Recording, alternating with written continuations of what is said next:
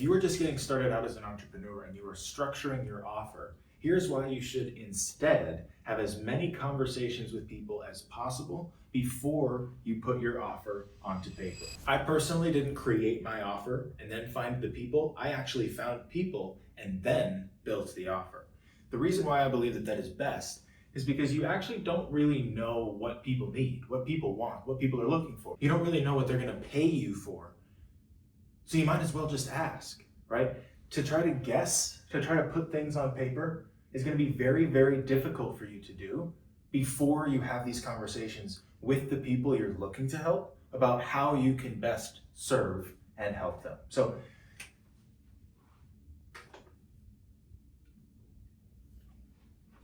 topic number one for this video is maximize over optimize. The idea here is that when you try to come up with an offer, when you're trying to figure out what you're doing with this offer, you're really putting a lot of effort into optimizing the price and the number and what words you put in front of the screen, in front of the people.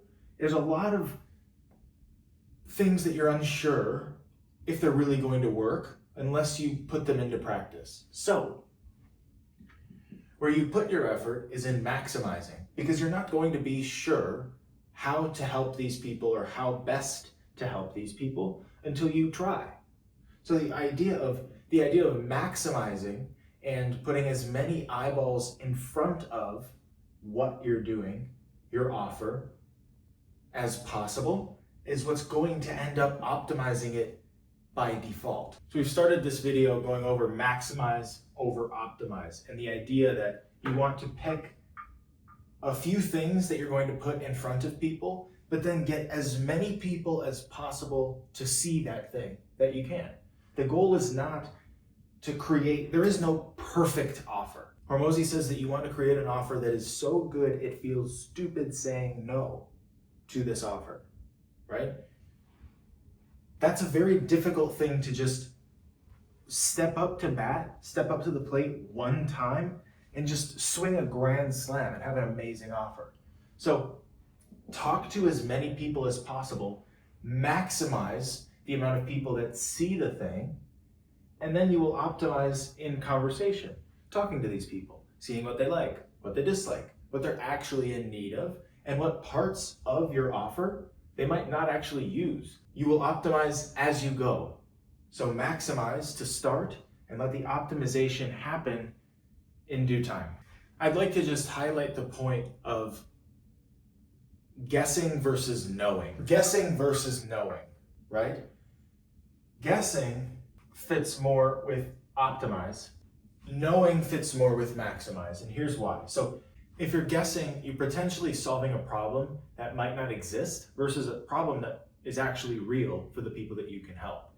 Then the other option, the other option is you know what to offer.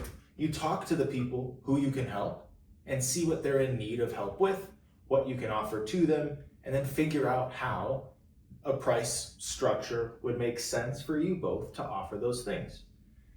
Guessing versus knowing is very simple. Don't guess. Talk to people, and then you know. Now that you've understood maximizing is more important than optimizing, and you don't want to guess about an offer, you want to talk to people and be sure so that you know what to offer, you now need the next couple steps, right? So the first real offer, the majority of successful people in this space do, is one-to-one coaching. This is a great time too to ask what to offer. Instead of guessing, you have these one-to-one coaching calls where you then ask and then you know what to offer. So first, offer one-to-one coaching. Maybe you make it $500 an hour, $1,000 an hour. Some people do $100 or $200 to start, whatever you're comfortable with. And then have these conversations with these people and see what value you can provide to a larger group and make that your offer.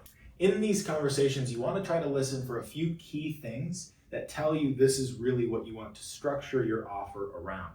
So you want to see how people use the verbiage around their problem, what words they use to describe the problem that they have. Problem verbiage is what we'll call that. You also want to hear a lot about or listen in closely to the other things that they've tried and failed at trying to see where you can position yourself best to not do the same thing, not repeat what else didn't work, but position yourself in a new way to help them with a new method, a new strategy, so that hopefully you see success in this other alternative way. So listen to the things that they've tried and failed at, right? Because they have a problem. They've tried to solve it. If they're talking to you, they've failed the times previously when they've tried to solve it.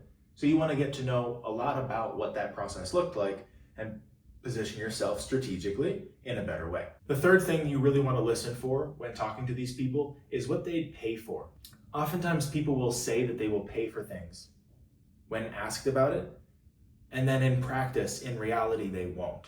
So listen closely to what they focus on in the conversation, and then position your offer around having them pay for that, not only the things that they said that they would pay for. Then once you've had 5, 10, 50, 100 conversations with these people, you end up hearing the same thing across these conversations.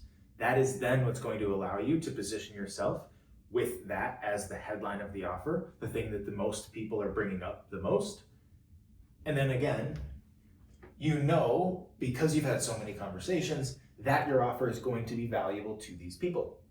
This step we're going to call pattern recognition. This is when you have all of these conversations, you notice the patterns that happen across the conversations and help the people with what they say the most.